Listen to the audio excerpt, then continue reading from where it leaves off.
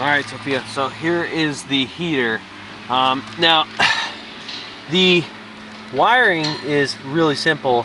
You just have a hot wire right here and a neutral wire right here, and I'm about 99% sure that this was hooked up to DC power, which is battery power from the vehicle that ran through to the trailer, because everything else in the heater was hooked up to that as well. And especially since there's no ground, there's no third ground wire here, which is always present when whenever you're hooked up to AC or what we call typical like 110 power in like a home, you know, normal electricity. I may be over explaining this, but that's what I do. So again, you got your neutral, which would be coming from your battery. There's typically a neutral line on your trailer wiring harness, and you got your hot, and that's all you need if you're hooking it up to DC. Now, if you hook it up to AC, I'm not 100% sure. I'm not really an electrician. I've normally, whenever it comes to stuff like that, I usually ask an adult or an electrician. Now, bringing around to the back side so you can see this.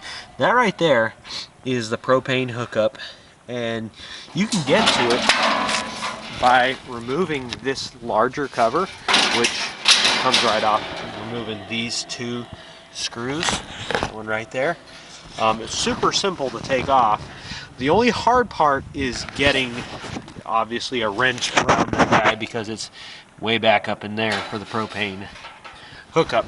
So my advice would be trying to hook it up first, and there's a special kind of wrench. I'll show you what wrench I use. This is you can get this type of wrench at a plumbing store. It's not that much. I think this one cost me $10–15. Anyways, it looks like this, and the benefit to it is you're able to turn this thing sideways and turn that thing on all the way. It works just like a normal plumbing wrench. I'm sure you've seen it, like these channel locks, plumbing style wrench. It works just like that, except for you're able to insert it in that long skinny hole there, and work there where you can't get your hands. So that's it for the heater. The exhaust vent is going to be really simple, even though it's kind of awkward, kind of a pain in the butt. So this vent just slides up. It's kind of hard to do with one hand while I'm talking to you and holding the camera, but you can see here, I'm trying to brace it with my foot. Alright, I'm going to set the camera down for a second. Anyways, the thing slides off. I can't do it while I'm holding the camera. There. So it slides off like this. And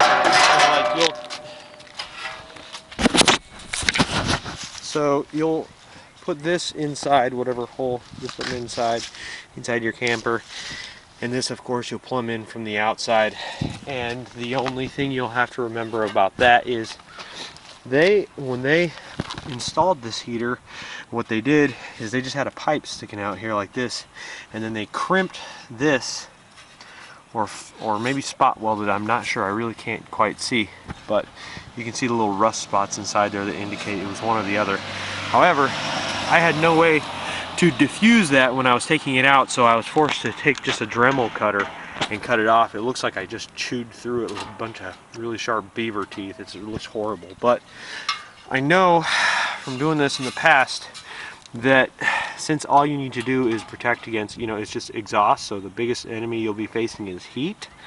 Your best bet to put that back together is to get some metal duct tape from Lowe's or Home Depot. It has to be the metal duct tape, not regular duct tape, and tape that up. If you can put a piece on the inside, great. If not, you really don't have to worry about it. Just tape around the outside really snug, and you'll be in good shape. But of course, do that after you put this this vent cover back on. So it goes vent cover, and it slides out however deep you need it to be, and then you'll put your exhaust, of course, directing the little chimney vent upwards so that the smoke can escape this way. That makes sense? And that's it for the heater. As far as the hot water heater, there's not a lot I can say on this one. I really don't know the first thing about these, except for the one thing I do know is in order for me to replace this, I checked with the local RV place and he said it cost me about $1,000. So all I can say is if you can get this thing to work, great. More power to you. I don't know how it works. All I know is that I had cold water coming in here in the bottom and supposedly hot water that was supposed to come out here, and this is where my propane hooked up, and when I hooked it up to water it was leaking from somewhere underneath here. I'm not sure where. It wasn't just pouring out, but it was leaking, and I was, you know, I just said screw it because I don't need hot water. My wife always uses the showers at the campground. So again, if it works for you, great. If not, whatever. Best to you.